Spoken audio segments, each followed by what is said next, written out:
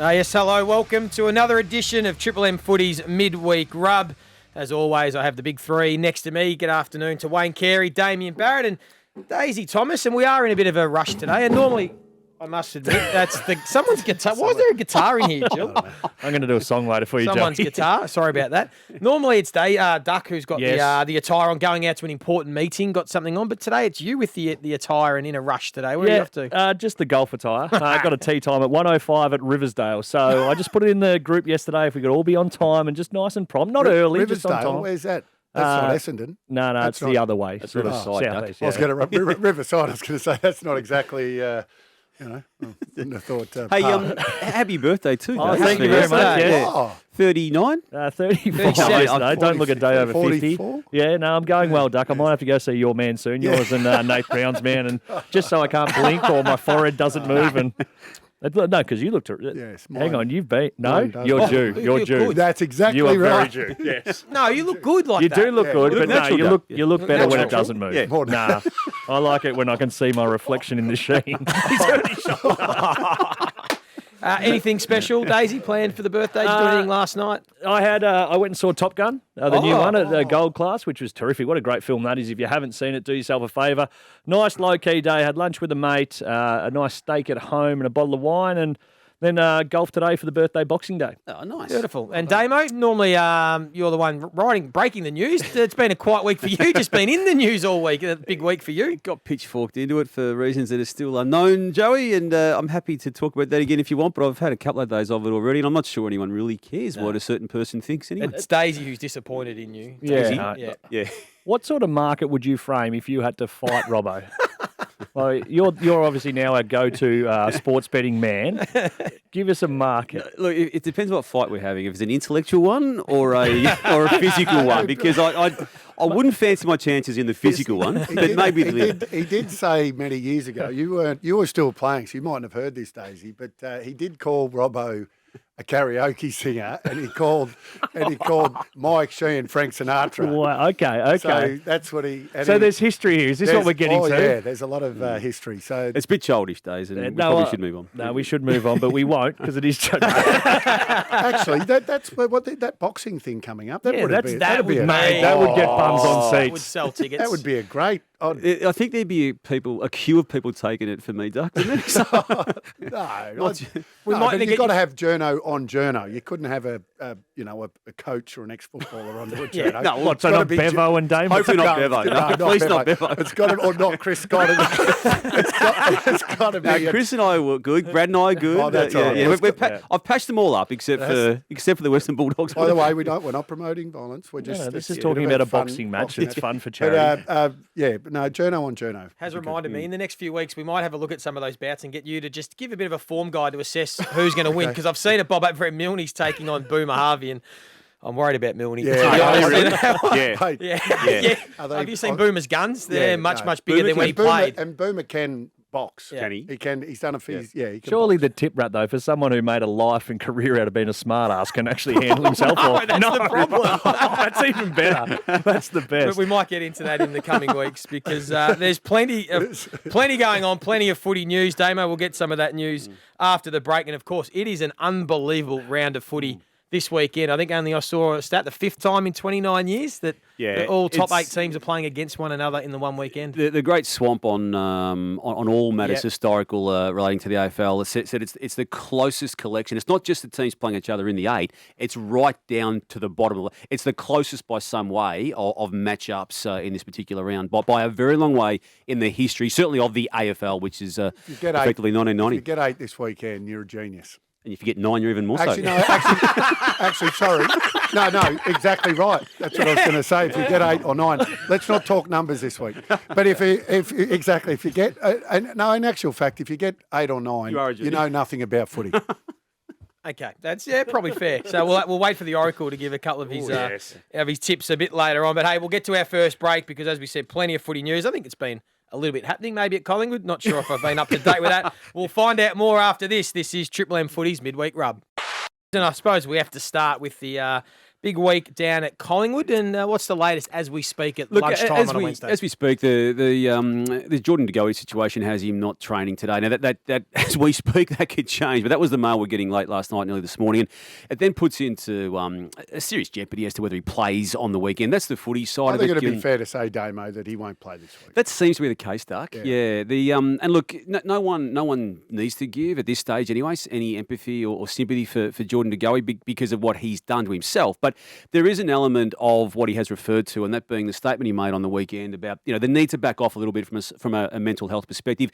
And then again, people might want to dismiss the ADHD being part of his let's say excuse yesterday and his reasoning and his statement, but I think we need to factor it in. I mean, there's reasons for some of his actions, and I just want to table that before we then talk about the seriousness of it, because it was in the consent element to what he did in Bali. That was the most serious aspect of it. The girl in question said it was okay, and that's an important part of what's happened, but it's not okay in the eyes of others, and that also is an important part of the conversation. And so we get to the sanction, and there effectively wasn't any sanctioning apart from more counselling. I mean, whenever you use the word suspended fine or suspended sentence, it's not a fine or a sentence. It is just, if you do it again, you're going to be a problem. Well, so if he doesn't play this week, that's a part of a punishment. Yeah, but if that's the case, Duck, is it for the actual express reasons of what he did in Bali, or is it because he's not in a condition to do so, either physically or mentally? And if it was to be part of the official sanctioning, why not make it part of the release yesterday and the release that the AFL itself signed off on, if indeed that is what is going to happen? That's right, Doug. So he's not training today. It'll probably be a part. I think it'll probably be a little bit of both. Combination I would of have both. thought combination of both. I mean,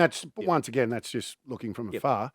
Maybe he's not in the state to play, and even if he was, maybe that's part of the sanction. When has it become the media's role, though, to question or validate if he does have ADHD? Because it's come out and that's been the thing, and there's been so much discussion. We saw the Bailey Smith example only a couple of weeks ago. He cited mental health reasons, and we were very accepting of that, as we should be. It's a bit sympathetic. You go out with the ADHD, and I don't think anyone would have looked into it as far as they should. I reached out to my good mate Heath Shaw, who had it throughout his whole childhood, wasn't allowed to take the medication when he played, and he told me to listen to a podcast about it because I think most people associated ADHD with just the hypo kid, the little hypo kid at school that didn't listen and had the snotty nose and run around and did the wrong thing. If you listen to any sort of the podcast, and I listened to one, it said it's the lack of ability to have self-control or the self-regulation. ADHD is a disorder in our own ability to manage our own behaviour in regards to their later consequences. Yeah. Which all things equal, and that comes from a Dr. Russell Barkley, who's a clinical professor of psychiatric and paediatrics. I'm glad you flagged that, Dave. He can't think ahead to what the consequences may be. So you think of his behaviours, and we all sit here and go, how can you be so dumb? Yep. How could you not... He's not processing that moment. The brain side of it and the neurological problems that come with ADHD means that his brain isn't actually functioning like yours or mine when you actually have, this isn't the right decision. Thought, So just if everyone could just take a step back and maybe do some research and try and not just discredit it for saying... Or at least factor it into whatever you want to say and by no means, and again, I'll have to say this again, by no means am I giving excuses to the behaviour and saying the behaviour is right or wrong. But what you just trying to look and actually understand it rather than just shoot from the hip. Absolutely adds a layer to it. But what you are saying, Daisy, is what's been going on for a long time, and a lot of the people that have come out and said they've had certain issues have had those issues, but we haven't jumped all over them. Correct. So why are we doing that now? There's a lot of double standards. There is a lot of double standards. And in regards to this exact example. Yep. Really interesting point, Daisy. I like your take there. We'll move on, though, Damo, to, I suppose, maybe a club that probably felt, gee, not the bad thing they could take a breath was Melbourne, because they got off the pages of the paper for a few days with the Collingwood situation. But where's the Stephen May Melbourne situation at? And if you look at it in that light, Joey, you've had this week the Jordan De Goey situation, and I reckon that situation was good to take away from the Bailey Smith situation, to take away from the Melbourne situation. And it's the way the world works. Footy clubs are under siege at the best of times. When you are the sole story and focus of one of those moments, you need another distraction. And a couple of clubs have helped other clubs out in that regard. We'll get back to one of them being, it's fascinating to think that Melbourne's playing this week against the team now on top of the ladder without their great leader, Max Gawn. But the man who's coming back in is someone who's most people, or a lot of people think, is the most important player in the team, that being Stephen May, who was the focus of some controversy himself only 2 weeks ago. So do you think, Duck, with Max Gawn out for the next month, Stephen May back in, Daisy, you can join in, that we will find out who is Melbourne's most important player?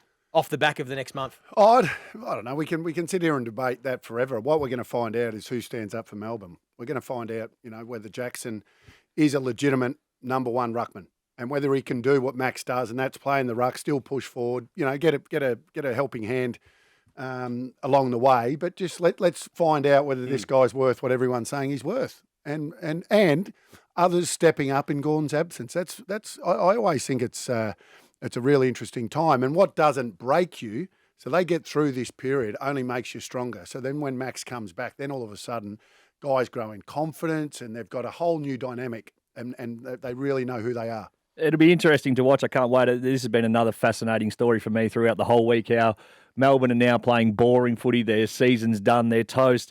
Obviously, when you're the best team in the competition and you play a brand of football that means you win a lot of games in a certain style, the job of opposition and to coaches is to figure out how to disrupt that and dismantle that so you can't do that, because if you do, you will beat them. So I don't think it's any surprises that people have tried to figure them out, made them play a brand that isn't as attractive as it once was, because if you allow them to do what they've done, you'll get beat. Yes, but you are both half glass full men, so we'll give you that. But if you look at history, the great teams and premiership teams, you can lose one. Absolutely. You can lose 2 in a row. You might have. You can lose 3. Not very few teams have lost 3 in a row. And none lose 4. And none lose 4. In a row. So I know that we all look at the optimistic side and we all go, Melbourne's best is, we know their best is better than everyone's. But is there not an element of, let's just take it on face value, that maybe they are back in the pack? Or do we just think, no, it's a 3-week blip and they'll be fine? No, I think they're back in the pack, but I never thought they were that far ahead anyway. Not that far ahead. But the other thing that they become now is a little bit unpredictable. So you've known exactly, it's a really good chance for Goody and their whole match committee to work out and try a few different things and say, okay, we are now the hunter, not the hunted. We can just try a few different things here and go about things a little bit differently, because everyone knows how the teams play. So that everyone knows Melbourne. Let's see what they can throw up and maybe surprise the opposition. It's going to be a fascinating game. Couldn't have come at a better time, though, to buy for the Dees, I think. Yeah, a nice chance to reset after 3 losses. Joey, you dared speculate they may not even make the 8. I just threw it out there. I nearly fell off my seat, Joseph. I didn't say they would, but when you look at how tight the ladder is, I wanted to get in. If they lose to Brisbane this week, that'll be 4 on the trot. They'll be probably 4th. I think they'll still be 4th, depending on the results, but they'll be 1 game probably outside the 8. I know we all think they'll make it, but their run home is very, very difficult. They would have lost if they lose 4 on the trot, and they're mid top 8. It's not out of the realms of possibility, which is just to throw out that we thought 4 weeks ago this team could go undefeated, or some people did anyway. It's just showing this is such a unique season that anything is still possible. When we did know how good they were to become last year, they got to round 9 last year, Duck, with a 9-zip scoreline. This year it was 10-zip. So there's the comparison. From round 9 last year, they then had 9 matches where they won 4, lost 4 and drew 1. There's the other comparison we could also draw on now if we want to. But again, to your point, if they do lose this weekend against Brisbane, and it's going to be line ball, I think, that does put them into that zone where you just don't know. If they come out this weekend and, I think will absolutely give the Lions a touch-up, do we then change this whole conversation again? Yep, it will. It'll change everyone. That's right. Absolutely. That's why we're loving the weekend. So, I think this game will decide for me who is the outright premiership favourite. And loving the season. Loving the season full stop. Because it goes down to 12th if you include Port Adelaide, which is 2 games out of the 8, and has got capacity to still sneak in. And what is so weird, Duck, and we'll touch on it later, the teams that are just outside the 8 or just in the 8 are probably the more informed teams of the competition right now, which is just adding this extra layer, which why it's so wide open and still plenty to play out. And one of those teams just outside the 8 is Western Bulldogs, which for the first time will be playing as a result of Bailey Smith's situation. He's going to miss rounds 14, 15, 16, 17, 14, 15 for the headbutt on Zach Tui, which seems a long time ago now, given he's had the drugs issue in between that decision being handed down in the Bulldogs' next game. So we're going to get to see them without their potential best player days to this point of this year, in which they've been okay, but find themselves already outside the 8 without him. And you look to ahead to the next month, Hawthorn, Brisbane, Sydney, St Kilda. That is a tough run. And Hawks this week, that's don't be sleeping on them after a bye as well. The more I look through it, and the more we talk about this, and we'll probably talk a little bit more about it later, but there's no longer, even West Coast who are getting stronger, and stronger.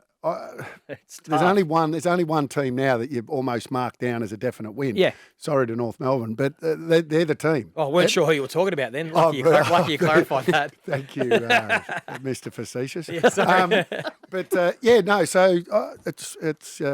can't wait. I think the Western Bulldogs will be okay without Bailey Smith. I saw. Do you? I watched them on the weekend, and I think now they've gone back to their best three: McRae, Bontempelli, Liberatore, back in the midfield with Tim English. Yep. That's the potent four for me. So I think Bailey Smith is a bit of an icing on the cake, a bit of a adds a layer. I think those four all in form. What I saw on the weekend against Giants made me go, "Whoa!" When those four all dominate, they are a hard team to stop, and that's what I reckon they've got back to off the back of the bye. Do you bring Bruce back in after the one game? Yep. You bring him back in? Yep. Yeah, right, okay. Yep, bring Bruce back in. Has it been spoken about? But Tim English, has he trained at all this week? No, he's going to miss. He is going to with miss. a delayed I concussion. was going to say, because I saw him after the game. Right. And I saw him sitting in the rooms, and I said to Das, I said, have a look at, he looked dazed after the game. So so that decision. They released that publicly on Monday of the week, of this week. Yeah, and I lost as a result of a result of what happened in the game. Yeah. And the great story, Stewie Dew and the Gold Coast Suns. Talk about teams in form. They're the hottest team in the competition. They've won 5 of their last 6, a percentage of over 150. They've beaten Sydney and Fremantle in that run of games. They're doing a lot right. They've got their best defence in the competition over the last 8 weeks. It's 50% in that stretch, is it? But Port Adelaide, 150% in that stretch. Yeah, wow. But Port Adelaide are just starting to play with freedom. So Yep. that game, I think I might have. Who did I tip? Oh, save it. Yeah, okay. Save it. No, I just wanted to flag him because of what he's done. And I still, though, Joey, I don't feel the need for that club to reappoint him as coach until we see the season play out. As good as it's been. Let's just see what happens in the next 9 weeks. And I think he's going to be there. I hope he's there, Dave. Surely his job is not in jeopardy. Let's just see what. Oh, wow. No. Hey, I'm not saying that. No. But what I'm saying is, don't do it now. I get no. Don't do it now. I don't see the gain. I don't see a benefit in doing it now. I don't see a benefit in doing Is it it now. not a question? Though, what if they go 2-6 on the run home, or 2-7 in their last? Well, they got 9 games to go. What if they hypothetically went 2-7? Your glass is almost empty today, Joey. No, This club's been here before. Yeah, they have been. It's been here before, and it's never gone beyond this point. If you look at the way they're playing done it this year, differently. though, and the way they're playing, the numbers, contested footy, how they're playing and how they've actually evolved as a footy club. I know it is only a short history, and yes, we're well within our rights to go back and say, I think it's the last month of footy, the average losing margin is 60-odd points or something. So they do fall off the cliff. I just think this year it's something completely different. And, you got to give credit where credit is due. We've slammed Stewie Dew for long enough. Tip the hat to him. No, we're doing all of that, Days. I'm referring specifically to the contract that is expiring, and let's wait for the 9 weeks. And I was just asking the question that surely his spot isn't in jeopardy, to which you couldn't categorically say no. Well, he's not re-signed, is he? No, he's not. No, I think he will be. Okay. I'd like him to be. Terrific. But let's wait for 9 weeks. Good. Hey, good segment. Let's take a break because we will get into the Daisy duck diving. We will have a bit of a slant to this weekend's games and see if we can pick apart and get the boys to get off the fence. This is Triple M Footy's Midweek Rub. Hey, Daisy, I wish we could record what gets said in the ad breaks half the time. That would be the best podcast of all time. It would be, wouldn't it? And it'd be Wayne's World. It would centre around duck because just up on the TV screens in here at the South Melbourne studios at Triple M, there was a turtle that came up on screen. And Duck, you said if there was any animal that you can't handle, you can't have out of snakes and spiders and sharks and lions, you said a turtle is your most... I've just never liked turtles. What's there a wrong with reason? that? No, I don't know. Their long neck or something. I like giraffes, though. So that's my first Daisy duck dive. Is there an animal, Daisy, you can't... Snakes. You can't handle? I cannot have snakes. Did you have to touch them in the jungle? Yeah, I did. They tricked me one time. They made it a nice, fun, fluffy day and a carnival-like atmosphere. And next minute, I had to put my head and blow darts. And with this snake, mate, I was bawling. I was like a small child who'd lost a lolly. I was crying. I was sobbing. I was petrified. I bloody hate that. Damo, what box would you not want to stick your head in with animals Leave me out of monkeys, Joe. Anything to do with a monkey or anything that looks like a monkey or acts like a monkey, just leave me out of that animal. I feel you deal with half the monkeys at Triple M. Yeah, Triple M half the time. Joey, you got to give a shot. Oh, mice and rats. Yeah. Mice and rats. Yeah, I get a bit. Well, when you see a little mouse. That reminds us of that story when you were living in Albert Park, when the you snake. saw the A snake. snakeskin sandal of Aaron, I think, and you called the snake. I did call a snake handler out to come and move it. And it was a shoe. It was a shoe. It looked like a snake. It was underneath these leaves, and I could see the snake skin, and I didn't want to. Because someone goes, "Well, why didn't you poke it with a stick?" I said, "I'm not going to poke a stick at a snake." It cost you $300 to realise it was a shoe. Can you picture Joey up on the kitchen bench going, there's a mouse. There's a mouse behind the fridge. Oh, right. Let's get into the serious stuff on the Daisy Duck Dive. Just off the back of last weekend with some of the footy we saw. Going into your team this weekend, who would you want in your forward line out of these two? You have to pick one and why. Toby Greene or Jeremy Cameron? Sorry, Toby, but a good big man's better than a good little man. Jeremy Cameron for me as well.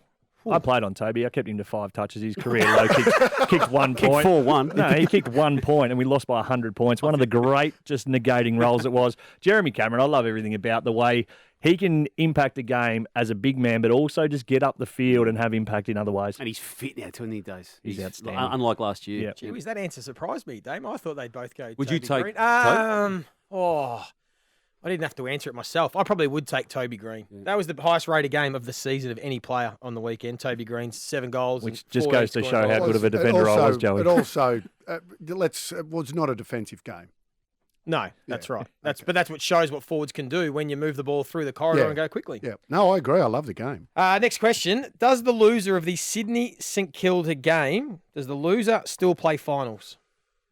If it's St Kilda, no. If it's Sydney, yes. You've got your sheet there. I think, I know where they sit. Yep. No, I think if they both lose, they're still capable of playing finals. Will they? We know it's possible. We're going to go with will the losers still play finals? I think both those teams will still play finals. Good one. Sydney could lose 3 on the trot. I know it's hypothetical again, but St Kilda, Carlton, Fremantle. Sydney have been getting up for the big games. Yeah, so have St Kilda. We touched on this game earlier, but does the winner of Melbourne v Brisbane at the MCG solidify who is the premiership favourite? Yeah, that's fair enough, I think. I'm going with no. I think Melbourne is still the clear favourite. Even if they get beaten? I'm still happy to be chips in on Melbourne.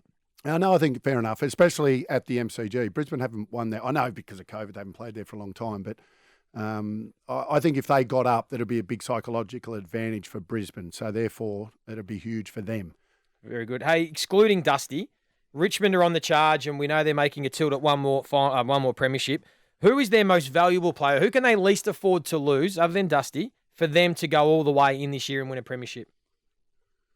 I'm going to say Tom Lynch. Shea Bolton was the first one that came into my head as he's a bit of a wild card, but I think Tom Lynch and the form that he's been in, kicking serious goals, came back. What did he kick? A 7 against West Coast, 6 against the Pies, had 25 disposals. He's the one with Jack Riewoldt playing a role, but not so much the main man up there anymore. I think Tom Lynch is the one that they can't go and lose because he's the one that straightens them up, and if he's not kicking them, he's providing that contest. I'll go left field, and it might surprise you, but I think it's Grimes. So I think if Grimes, he has saved as many games as Dusty Martin has won for Richmond. Yep. He's a freak. Yep. He won them their last game in that last 5-10 minutes. He just does things that other defenders don't do. He can play one-on-one and he gets across and he supports. So it's a good point. He played on Charlie Curnow, who's a tall, the best, hottest key forward in the comp, but he down. Also plays on the small forwards and can shut them down as well. Have you got a view on Richmond? If Duck hadn't said Grimes, I was going to throw that into the conversation, but that's sort of what he said. Yeah. You know who I love? Just a side I'd say note. Dion Presti or Nick Vloster Really? for me. Yeah. Liam Baker is an absolute gun. Oh, isn't he? Half back, half forward, whatever you need, patches holes. He is a dead set jet. Yeah, I agree with that. They've got some unbelievably small, really good players, haven't they? Absolutely, they do. Hey, last one too. If you could go away for the weekend to watch your footy team play this weekend, would you rather go to Hobart and watch the footy and spend a weekend down in Hobart, beautiful Hobart, or Adelaide to go watch the footy? Because there's a lot of talk about whether people would fly down to Hobart to watch the footy for a weekend. They're both places that have great produce. Yep. They've both got beautiful wineries and all. Food. Their food and it's magnificent. But for me, it's Adelaide. Only because, one, I grew up a little bit there and played for it's just that small walk across you can be in the city and you just walk across one little bridge and you're at the Adelaide Oval, which is magnificent. That's the advantage it's got over every other city. What about if Hobart built this beautiful new stadium down near the water, near the restaurants? If my auntie had whiskers, she'd be my uncle. Yeah, fair enough. Thanks, Dennis. Yeah. I'm going to say Hobart. I like Tassie. Yeah. As Duck said, I think it's still a little bit of people haven't explored it to its full potential as much. There's the markets down there. There are the great wineries. It's evolving. It's coming of age. It's no longer just that sleepy little seaside town anymore. So I'm a big fan of Tassie. Damo? Yeah, I go to Tassie, but I'm not one, unlike a lot of Melburnians. I like Adelaide too, but I'm answering Tassie in that question. Very good. Hey, let's get stuck into the weekend's footy after this because, as we said, biggest round of the season, biggest round probably for a decade in regards to a home and away season. We'll touch on that next. This is Triple M Footy's Midweek Rub.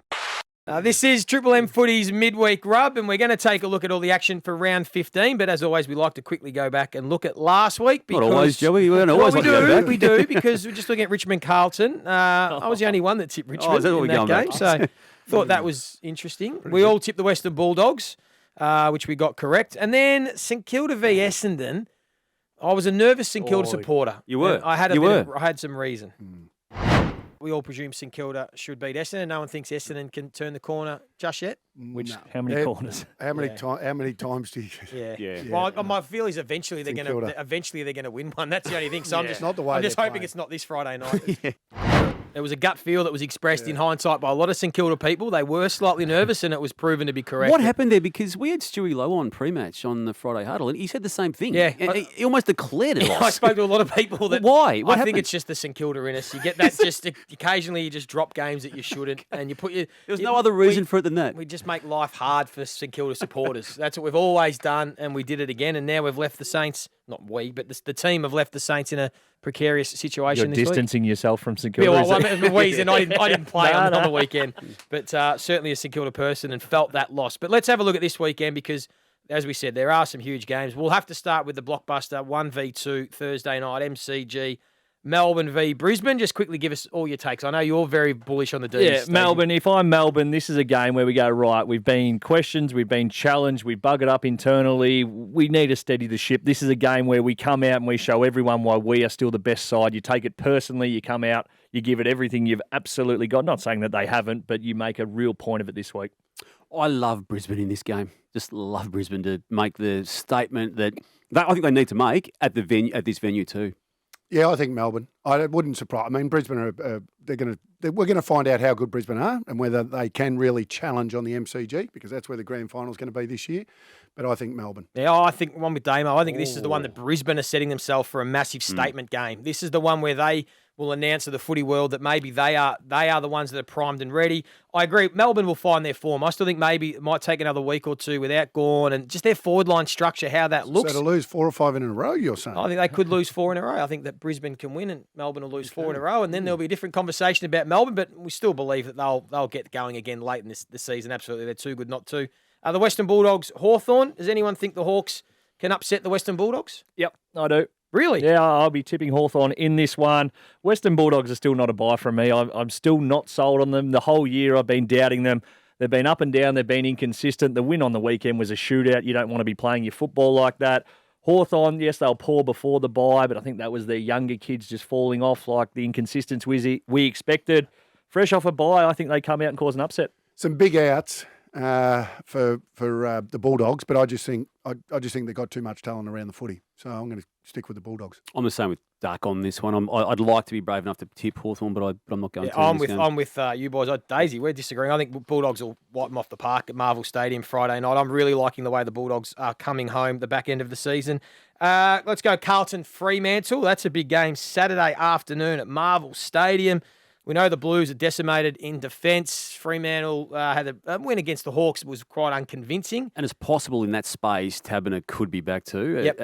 That's yet to be confirmed, but he's thereabouts again, which will create even more problems for that decimated backline. Only going with Freo because of the injuries that Carlton have got. If they had their defenders, if they had a full list to pick from, I'd be going for the Blues, but they haven't. I'm going to go with the Blues. I think Curnow and Mackay, if the Blues played the conditions horribly on Thursday night, they 16 points down at quarter time. That was almost the margin in the end. I think it was 15 points. They tried to play dry weather football. They get it at Marvel. I think they'll be too powerful. They'll kick too big of a score. I'm not saying they won't concede a big score. I think they'll be able to kick a big enough one. Blues for me too, Joey. This is a tough game. Underestimated the big defenders for Fremantle.